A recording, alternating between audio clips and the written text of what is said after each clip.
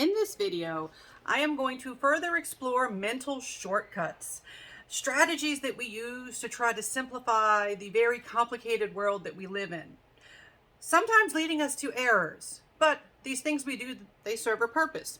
I have previously talked about some other sort of mental shortcuts that we can take. This is just this nice short contained video about a sampling, and one type that we are going to talk about has to do with how we handle sort of the distressing nature of reality. There's a lot of scary stuff about the world.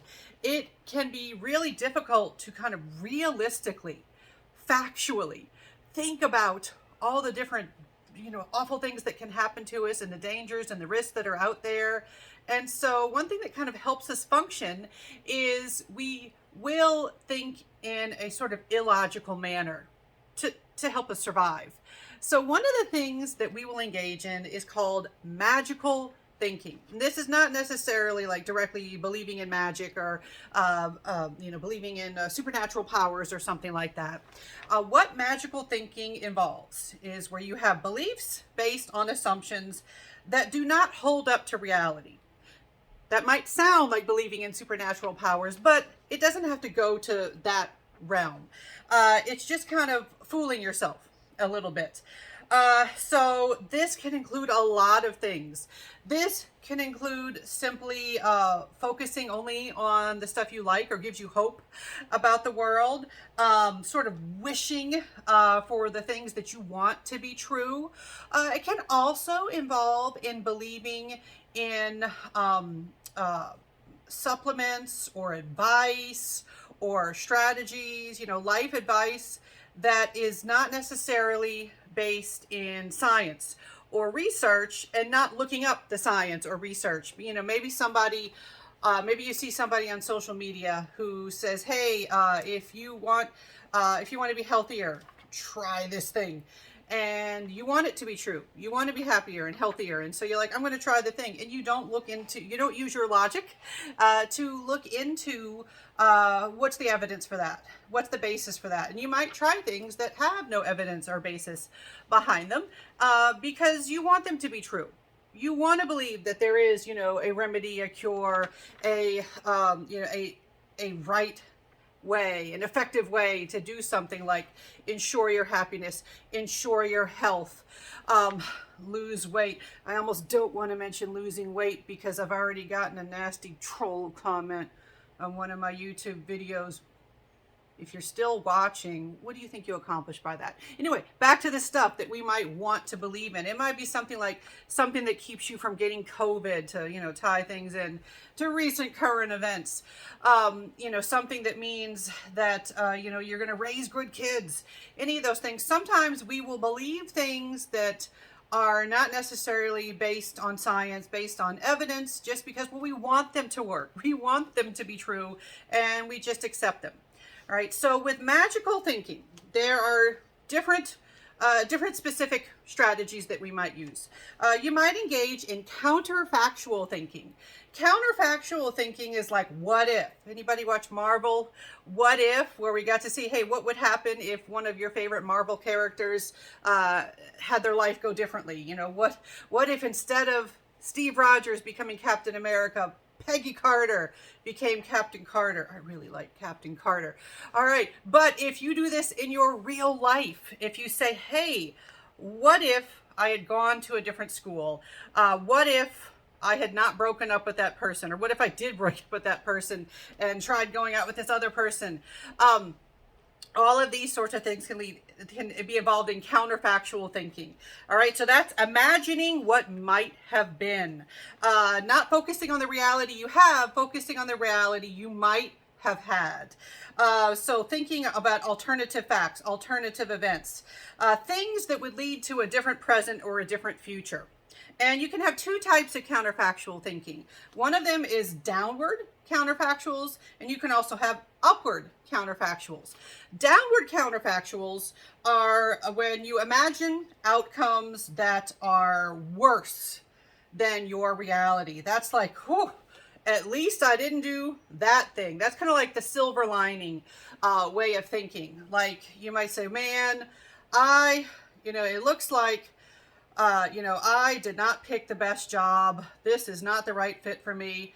But man, my friend is miserable at their job. At least I didn't go and work at that place. It could be so much worse.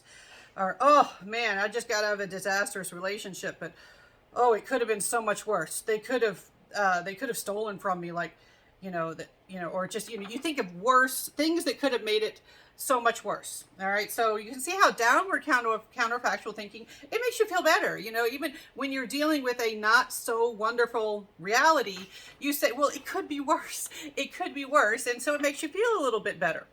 Now, with upward counterfactuals, you imagine the better ones, how it could have been better. And the thing with this is it can lead to anger and regret. That is, what if I would have done this one thing and I would be so happy?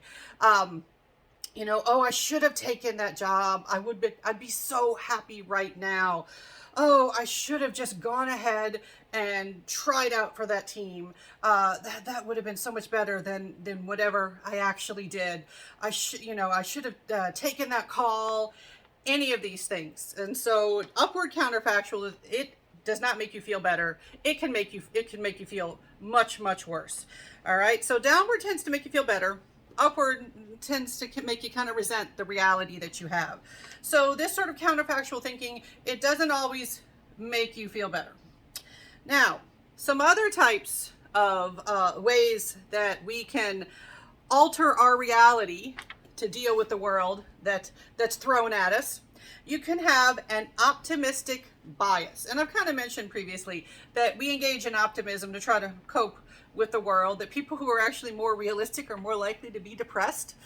All right. With an optimistic bias, a bias is like a tendency. You're not equal. You're not fair with a bias. Optimistic bias is like you are biased towards optimism. You always want to believe that everything turns out for the best. It's an unrealistic expectation that things will turn out well. So even when there's plenty of evidence that things can go wrong, if you have an optimistic bias, you're like, nope, they're going to be fine. Everything's going to turn out for the best. You might even believe that you have like better luck than other people. People expect that they are more likely than the average person to experience positive events. They are less likely to experience negative events. So let's say going in for surgery or something like that, and people are like, oh, I heard that there's a lot of risk here. Are you worried? No, everything will be fine. It's going to turn out for the best. And it's like, whoa, this is a risky surgery. You should be scared. I'm scared. Aren't you scared? No, I'm going to be fine. And sometimes people will even, do this in a dangerous manner. Something like texting while driving or drinking while driving. You might say, hey, there's all sorts of statistics to show that put you at so much risk. You shouldn't do that. And they'll be like, I'm fine. That happens to other people. It's not going to happen to me. So it can lead to irresponsible, reckless behavior too. All right. So, but you can see why we'd have that optimistic bias. It feels good to believe that everything's going to turn out for the best. Even if they will not necessarily turn out for the best, it feels good to think that way. Now, another thing we do to fool ourselves happens when we have projects. It could be a school project, it could be a work project, it could be a home repair project. At some point, you have to get an estimate of how long things are going to take. You have to figure out how much time to devote to something. Like, let's say you have a school project. I'm sure that's familiar to many of you. And you have to think, okay, so how many days a week should I be working on this? How many hours? Should I ask for fewer shifts at work right before this project is due? You have to figure out how long it's going to take. Sometimes students will plan for how much time they need for studying and watching videos for a class like the ones that I teach online. And sometimes they engage in the planning fallacy. A fallacy is like a mistake. You can probably anticipate that the planning fallacy is where you are unrealistic about how much effort and time is going to be required for a particular project or endeavor. All right. So it's unjustified confidence. that your project will be completed on time, that you're going to get the thing done that you need to get done. And I see this with students where they're in a panic because a quiz is due or a project is due, a paper's due, and they're like, oh, okay, I haven't watched any of the videos and I only have an hour left before the quiz is due. What am I going to do? And it's like, well, okay, well, did you really think you were going to be able to watch all the videos for class in one evening? And they're like, yeah, I did. I actually thought I'd be able to do that. They engage in the planning fallacy, or students who think they can write an entire paper in one evening. Even if you have done that, I guarantee you it was not a good paper. Certainly not as good of a paper as if you would have taken some time on it. But people do that all the time. And even my husband will do that with home repairs sometimes. He'll say, this will be done in a week. And then a few weeks later, he's like, okay, it's not done yet. You know, there are all sorts of reasons we engage in the planning fallacy. Sometimes it's lack of experience with doing that particular type of activity. Other times it's when you're just being overly optimistic. You want to believe that it will be done. Universities do this too, when they say, hey, this new building will be built by the fall semester, and then next year it's still not built. The city, the government, you know, you're like, hey, this road repair project will be done by next fall, and then it's not done. Planning fallacy is all around. But why do we do it? It's not because, you know, we're idiots. Sometimes we do it just because we really do have that much faith in ourselves that we can get things done, you know, because it feels better. It feels better to think we can get all this done and get it done quickly. All right, so this is just a sampling of some of the things we do to alter reality and possibly lead to errors, but we do this to help us deal with a complicated reality.